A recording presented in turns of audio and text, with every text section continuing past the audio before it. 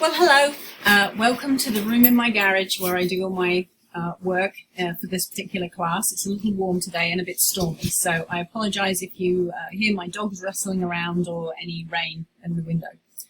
I wanted to spend a couple of minutes giving you a quick navigational tour of the library website, especially for those of you who are unfamiliar with navigating the research tools available that you'll need as you start to gather resources for our upcoming inquiry, for Inquiry 3. So basically, to get to the library website, your tabs on your login for Miami might look a little bit different from mine because I've got a faculty member login, but you should have access to the libraries, and within it you should be able to log into the full library website, as I've done here. So what I'd like to draw your attention to is there's a really useful area here of articles. I'm going to suggest you explore articles rather than books, because that just means you're going to have to check out a whole book and read the whole book before you can find information. And really, for our purposes in this really very short class, an article is going to be much easier to skim through and see whether or not it's appropriate. So stick to articles. Now, to put in a search criteria, obviously depending on the topic that you want to explore, in my announcement I included two examples, one to do with exotic animals and one to do with climate change. So I'm going to do a quick search to see if I can bring up some information. So first of all, let's try the exotic animals in Ohio and see what we can find there. So I'll hit my enter key, and the library will do its magic and see if it can find anything related to that particular topic. So when it does, the search results will come up.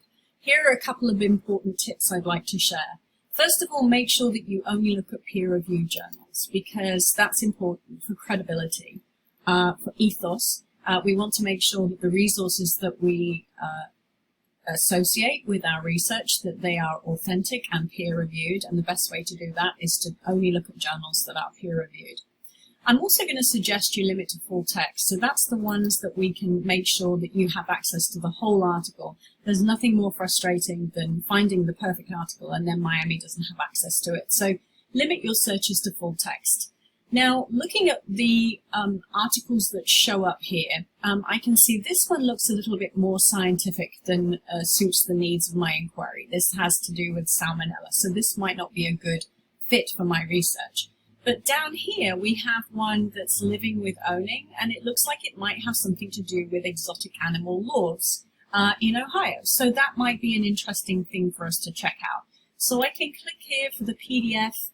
It is going to prompt me to make sure that I've logged in and authenticated with my library user ID and password. So I'm going to go ahead and do that too. And then once I've authenticated with the library, it will bring up the article. So there's some important information. Obviously, I'd need to skim the article and see what information might be useful for me for the for my exploration and to make sure that it really does suit my needs. So, so I have here the title of the article. The authors are both listed here. I can also see, if I scroll down, that's the name of the journal, the Indiana Law Review. I can see the volume and also probably the issue here.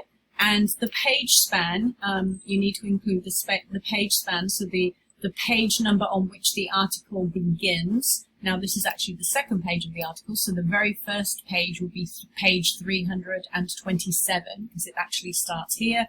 And the last page of the article, I would just scroll down, and then I can see that the last page of the article is page 363. So my suggestion is you actually download articles that you think are useful, so you can save them somewhere safe and then go back and read them carefully as you're preparing your annotated bibliography. So you're going to put in an accurate MLA citation, followed by a paragraph that explains why this particular article is going to be useful for you in your research. But that's the first one. So I'm going to do that again, but I'm going to go ahead and do a different search, this time perhaps for the climate change exploration that I had included in my announcement.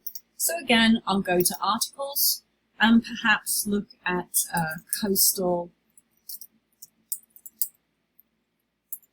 Ohio and climate change. And again, we may hit a successful search, or we may have to revise that slightly. But I'll go in and you can see that's probably a little bit too specific. So instead, actually, Ohio isn't a coastline, Dr. B. So we'll go ahead and we'll do coastal regions and climate change and see if we can come up with something. That's what happens when you talk and type at the same time. So you can see immediately I've got quite a few things that have come up, but as usual, I'll limit my searches to peer-reviewed, and I'll also limit to full text and see what comes up. So this particular search has brought up information on areas other than the US. So I could either go in and I could revise my search, or I could scroll down. So let's see if I can put United States to narrow my search down a little bit and see if it comes up with something that's a little bit more in keeping with what I'm looking at. And again, I can see that, yes, indeed, there are some resources that are going to be, I think, quite promising to my research. Now, the other thing I would suggest you do, in addition to doing a search that supports your overall area of interest, is to make sure you don't only focus on articles that support your own opinion. So, for example, I am personally very opposed to keeping exotic animals in domestic situations. So as I'm doing my research in that, I need to make sure that I don't limit the articles that I pull up to those articles that would support my own point of view. I need to try and see perhaps if there is a perspective that advocates that that's a good idea. For example, there might be some articles written that suggest that by keeping exotic animals in domestic settings, there might be some preservation advantage. Personally, I don't buy it, but again, I would need to look at the article, maybe with a view to countering that argument. Because again, if we're trying to persuade, we need to try and anticipate what the counter-argument to our own perspective might be, so that we can come up with reasons to counter that particular perspective.